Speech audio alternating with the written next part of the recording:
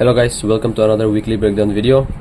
Today I'll be breaking down the first week of November. As you can see, it will start from 4th of November 2024. So before starting the weekly breakdown, obviously I'll show you the news. So Monday there is no news. Tuesday, this is an election week, so it's going to be very volatile and very tricky.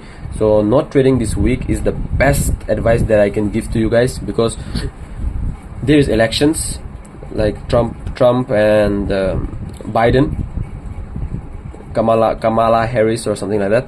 Those guys were the US election, right? Obviously it's a superpower, the strongest country in the world, so that election is gonna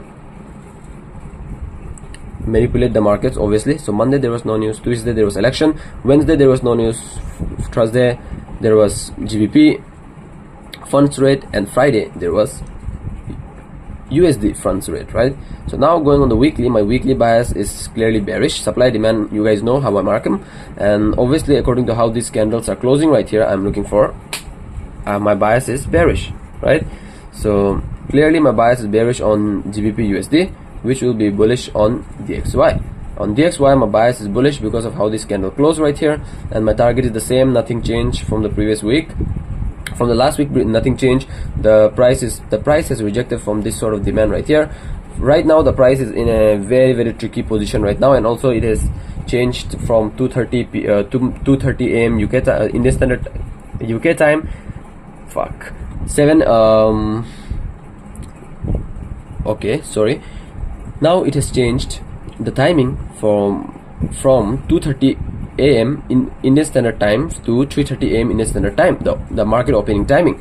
So that happens when the daylight savings are off. Now the daylight savings are off, so that's why that's happened. And now going to the next week, my bias is bullish on DXY and bearish on GBP USD. That is what we need to know on the weekly time frame. So now going on the daily time frame, on daily, same sort of thing. The supply, the demand, the fair value gaps, no fair value gaps, market structure shifts, and the target. So going on Monday, my bias is bearish on the weekly, and on the daily also my bias is bearish. So whenever my bias on the daily and the weekly are aligning on Monday, that is when I tend to trade on Monday. Also on DXY it was aligning, so I was happy to take a trade on Monday. Like, not happy is the wrong word. I was ready to take a trade on Monday if I get an opportunity, right? So I was looking for sales, I was looking for some sort of supply zones or some sort of market structure shifts. You can argue the price was literally making lower highs, lower lows, lower highs. On the 4 hourly, didn't give any sort of market structure shift, and the price was trading, the market was trading between this bearish solidified range. Literally it went up, filled up this fair value gaps right here, reacted to this supply zone which was made on New York session, and then beautiful move to the downside. But obviously we didn't took this trade right here because it was last week, and last week on this day the bias was not clear, so on and so forth. So on Monday I was looking for sales, and if I'm looking for sales, I will look for some sort of trades. And there was a new day opening gap right around here, which is very good confluence. I'm looking for sales, right? So I would look for sales from some sort of supply zones right around here. I marked the supply zone right here, I remember, but I unmarked it for some reasons. Like on Monday the move just didn't happen. I was looking for sales, and the Asian high didn't got swept. There was a continuation model, you can argue, but continuation model for me didn't make sense, so I didn't took the trade. If I show you the M15 also, it was not clean, to be honest. Monday was not trade day for me. The price action was not clean. Our setup didn't appear, and whenever the setup doesn't appear, no need to force anything, bro. No need to force a trade. The last thing you want to do in the market is to force a trade, right? These mistakes I have been making so many times. Just because you don't trade 1 week or 1 day doesn't mean that you are not a trader. Right now you don't need to force any trades. Only take the trades in your time window, in your session, which are beautiful. So I have also entered a trade, you can argue, beautiful trade right here. I should have entered this trade, should have, would have, could have, right? Always there is a should have, would have, could have. And this trade was so beautiful. The supply zone got mitigated, the higher time frame bias was bearish, supply zone that I marked got mitigated. This was in our timing. The supply zone was a beautiful London supply zone from the previous day, so this trade was valid. We are up a 1:2 risk to reward right now, but I didn't took this trade because, as you can see, the entry signal and the time window were beautiful, but the higher time frame like the 4 hourly were not clear. But we also know that while entering a zone, if the price is literally entering bullish in a supply zone doesn't matter. We are anticipating a reversal from there. If there is an entry signal, you take the trade, right? In this case, I just didn't do the trade because I'm now focusing on my backtesting and I don't want to hinder my focus here and there. So here on the lower time frames, we did got our entry signal, which is accumulation, manipulation to the upside, and then distribution. Should have entered here. I also was in the markets available here, but I didn't do the trade, so it is what it is. Now going on the backtesting, what I am doing right now, not hindering my focus. I need to focus. Really, I need to get lock in, bro. Genuinely, I need to lock in. I gotta finish this backtesting and I gotta lock in, and obviously I'm gonna win. Genuinely, I'm gonna start winning. I believe in myself, I believe in my grind, I believe in God, and bro, it's gonna pay off soon. So Monday was a no trade day for me, as you can see. Monday no trade day due to no setup. As you can see, there was a continuation, but nah, it was just not making sense. And London and New York were also very low volatile, low volume on that day, right? So now going on Tuesday, obviously on Tuesday I will not trade because it's election, and if I was looking for something, it would be buys. If I would be looking for something, it would be buys, but due to elections, I didn't do the trade on Tuesday. Okay, so Tuesday is already fucked. Tuesday is already there. So Monday, literally my bias was bearish, but it's a doji now, and on the DXY the bias is not clear. That is when I don't trade Tuesday. Tuesday I didn't trade it. First of all, there was election, and very like, if I traded on this day, it would be more of a gamble than a strategic move, right? So on the H4 there is a fair value gap, the market structure shift to the upside. The H1, if I go to the H1, there was a continuation model again. The price literally shooted to the upside. It could be the other way around. The price could literally continue to the downside, but in this case it headed to the upside. So yeah, it just didn't make sense. So now going on Wednesday, my bias is bullish according to how this candle closed, right? And on DXY, if I go to analyze, on DXY also my bias is now bearish according to how this candle closed on Wednesday. And if I show you the news, on Wednesday there is no news, as you can see, and also here there is no news. There is euro, some like news that doesn't matter, so that's not a problem right there. So that is when I go to the H4 to see some sort of market structure shift. There was a market structure shift right here. There was a change of character that I have also marked, but I have unmarked it because obviously we did got another change of character right around here. So that is when I wait for the Asian range to close, and you will see something very tricky. Oh fuck, yeah, the same. My reaction was the same when I first saw this Asian range. The Asian range is so fucking big right here. It is 180 pips Asian range, right? Also on the Euro USD there was a 200 pip Asian range. The biggest Asian range I have seen in my career of trading, and also it's just not tradable right now. 200 pips Asian range, not a joke, right? So that is why I was not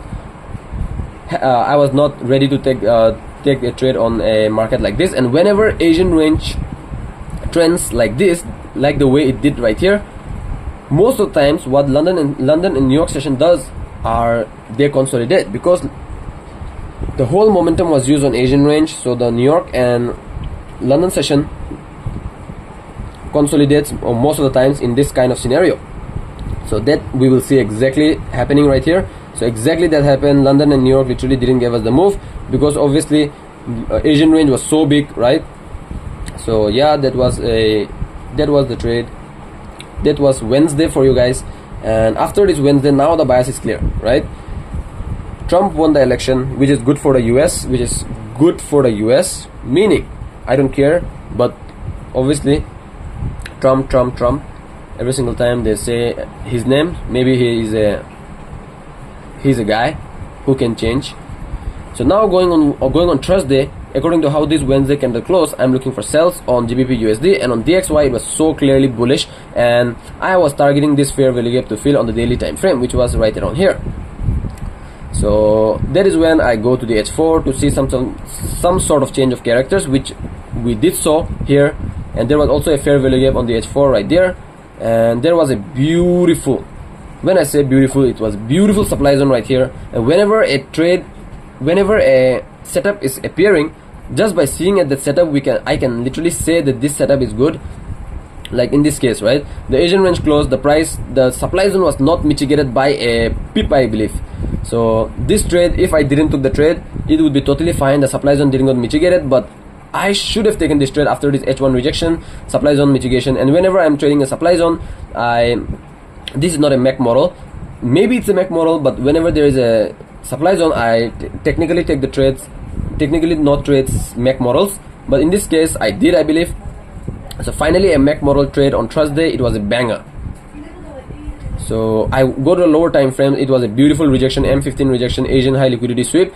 Asian high liquidity got swept, higher time frame was bearish, supply zone didn't got mitigated, which is one red flag, but everything you want to see in a trade was here. There was a change of character on the M5, it was a OTE level entry, OTE entry with a 10 pip stop loss, 1:4 risk to reward.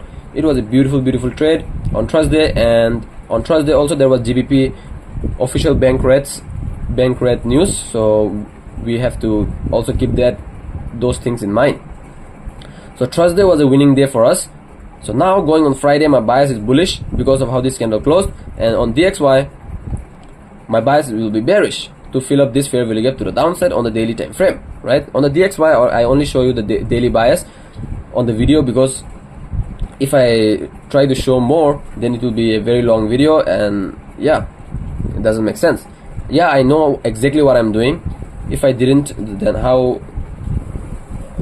If I didn't knew what I was doing, it would make no sense. But I know what I'm doing, so that's not a problem right there.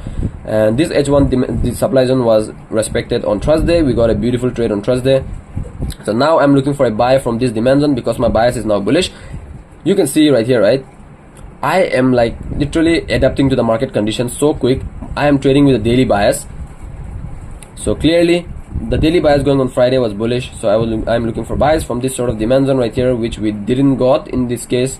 Literally on Friday it was a no trade day for me, because this didn't make sense for me, because it was a fair value gap trade, and fair value gaps I don't trade. I waited for the Asian range to come here, but sorry, I waited for the price to reach to this demand zone that I've marked. But when the demand zone was mitigated at our timing, when it did manipulate it was very late to enter the trade. Here we can see the demand zone that we were anticipating the trade from was mitigated or manipulated, as you can see, very late on the day. So that is exactly why I didn't took the trade right here, or else it would have been a trade, but not trading it was totally fine. So these are the weekly callouts that I've learned from this week. Right now the market from October the market is literally not that good, to be honest. July, September, June, May, April, those were the prime months, to be honest, for the strategy. We got a very good return on those months, but now the price is literally not giving us the setup, so we need to adapt to the market conditions. Whenever on the live markets conditions like this appear, don't panic, don't stagnate, adapt to the condition instead. That will help you more than you panic, right? So now this was the weekly breakdown. I know the videos are getting smaller, and obviously the weekly breakdown is also coming to a close, so that is why I also have to keep that in mind. So now we can clearly see this week literally closed identical twins as the previous week. This happens very rarely in the markets, as you can see, literally twins in the market. So going on the next week, my bias will be the same, nothing will change because of how these candles are closing, right? So let's see, catch you on the next video, and yeah.